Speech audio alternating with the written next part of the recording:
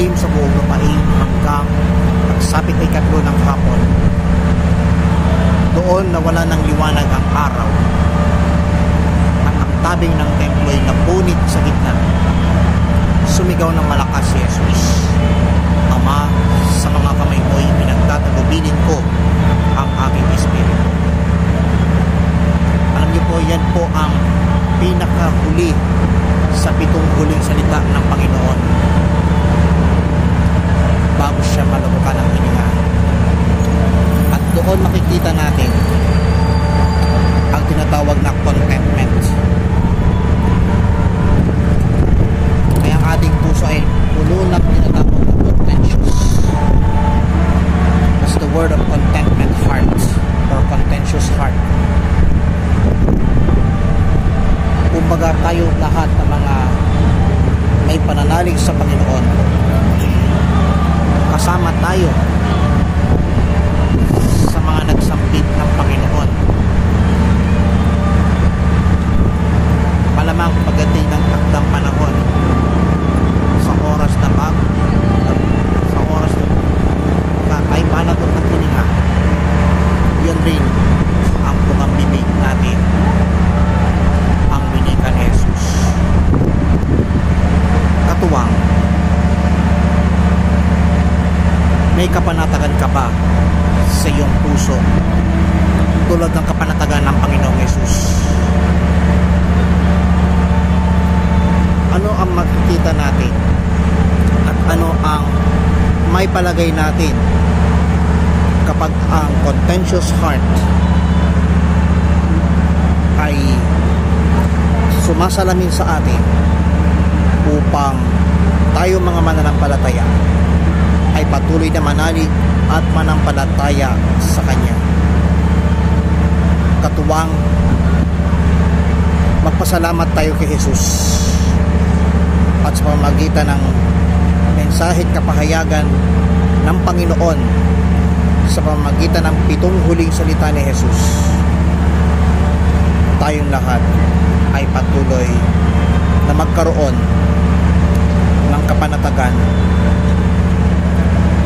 Ika nga ng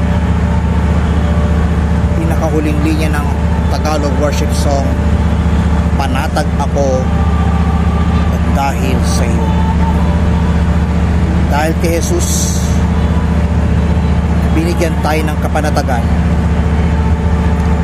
upang ang pusong matatakutin at pusong talunan ay mapalitan ng kapanatagan buhat sa Kanya.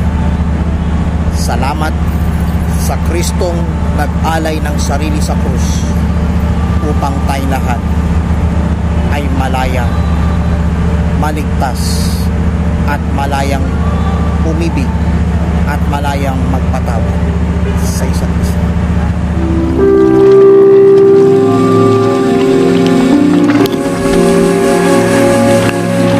Mga katuwang, sasabantalahin ko po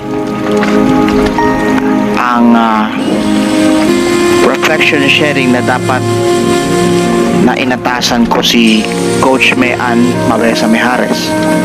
Subalit nahihiya po siyang gumawa ng reflection sharing ng radio recorded lang, at sa mga susunod na pagtatanghal ng 7 huling salita ni Jesus ay makakasama natin siya sa gagawing 7 huling salita ni Jesus. Kaya ngayon po, akin pong sasamantalahin ang panibagong yugto ng 7 huling salita. Ito pong ika-7 salita na sinabi ng Panginoong Jesus, Ama, sa mga kamay mo'y ipinagtatagubilin ko ang aking espiritu. Napakaliwanag na sinabi ni Jesus. Sinabi niya, Father, into your hands I commit my spirit. Tila baga meron siyang contentment sa kanyang puso. Kumbaga nasiyahan na siya.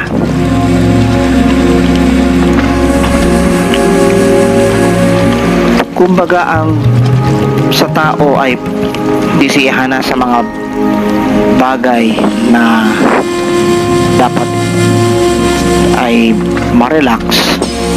Subalit, huwag tayong makontento sa mga bagay na hindi natin alam kung hanggang saan gagawin. Subalit, kung ano pinapagawa ng Panginoon, gawin natin. Alam niyo po, karamihan ay bago nalagutan ng hininga ay sinambit din ng bawat isa ang katagang ngayon. At kung mapapansin natin na sa pamamagitan ng kapahayagan ng ating Panginoong Hesus, tila tayo po mga nagmamahal kay Kristo ay sadyang nais ipamalas ng Panginoon sa atin ang kanyang dakilang pag-ibig at kanyang dakilang katapatan magpakailanman. At saan man dako tayo nanloroon katuwang, nariyan si Jesus nakamasid sa atin.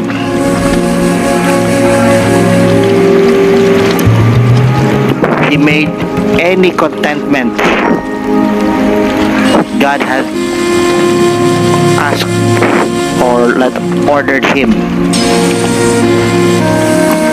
Kaya mahalaga po itong contentment na sinambit ng Panginoong Hesus.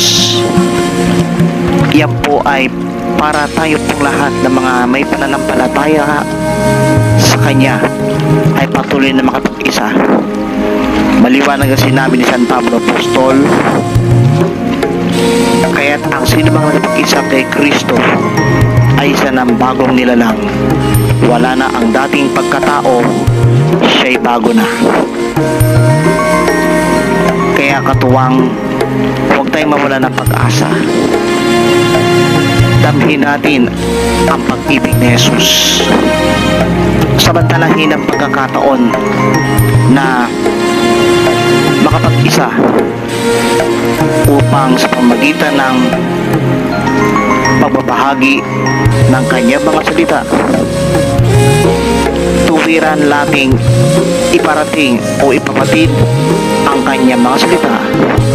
Ito ay sa pamamagitan ng marubdob na pananalangin ng may pagtitiwala sa buhay na Diyos. Katuwang,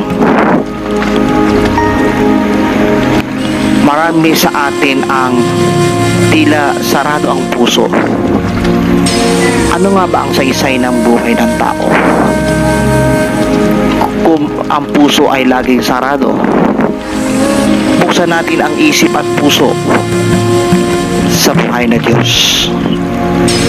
At sa pagkakataong ito, tayo mga nagmamahal kay Kristo ay patuloy na magtiwala sa Kanya.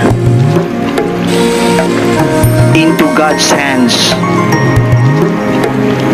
we commit our spirit.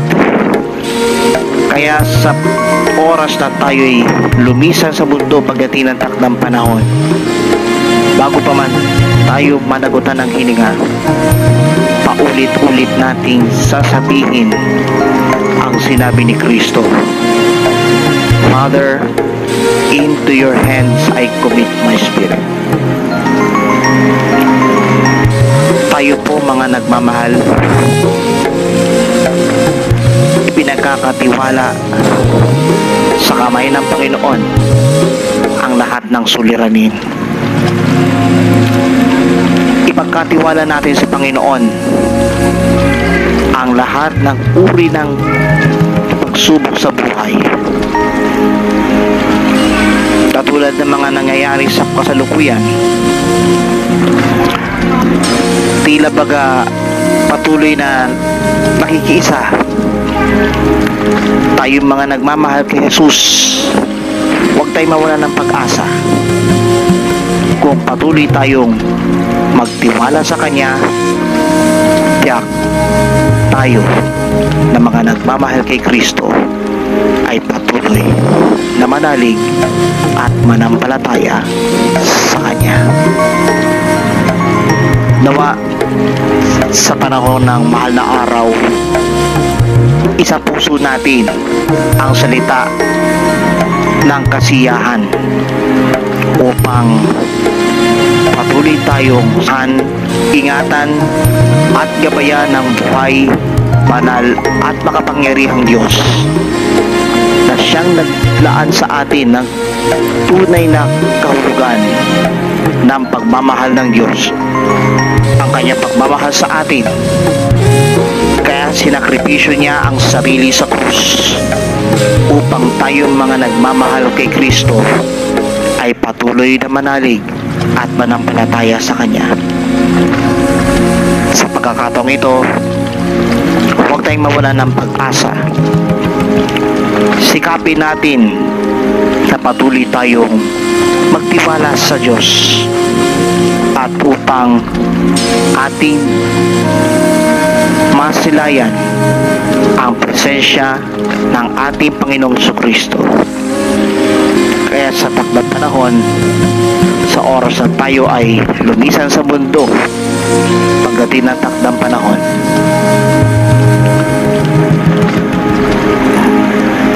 ipagkatiwala natin sa Panginoon ang ating kaluluwa. Kaya huwag tayong mawala ng pag-asa. Ibig ng Panginoon na patuloy tayong samahan, gabayan at ingatan sa lahat ng pang-araw-araw nating pamumuhay upang sa gayon maranasan natin ang dakilang pag-ibig ni Jesus. At sa kabilang banda, tayong mga may pananampalataya ay patuloy na magkaisa at magtiwala sa ating Panginoon. Hari nawa, itong salita ng kasiyahan ang siyang magbubunsod sa atin sa ating kamalayan ng panibagong yugto at panibagong simula ng ating buhay. Habang tayo nabubuhay sa mundong ito, patuloy nating isa puso ang pag-ibig ni Jesus upang sa pamamagitan ni Jesus tayong mga nagmamahal kay Kristo ang siyang patuloy na manalig at manampalataya sa Kanya.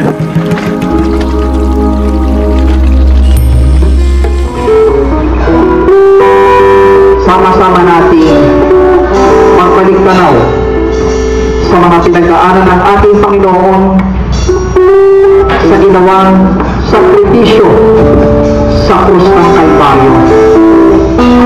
Taas ang ating mga kamay, tikit ang ating mga mata, at damhin natin at pagnilayan ang mga pinagdaanan ng ating Panginoong Hesus sa magitan ng kanyang pusa sa krus ng Kalbaryo. Lugod.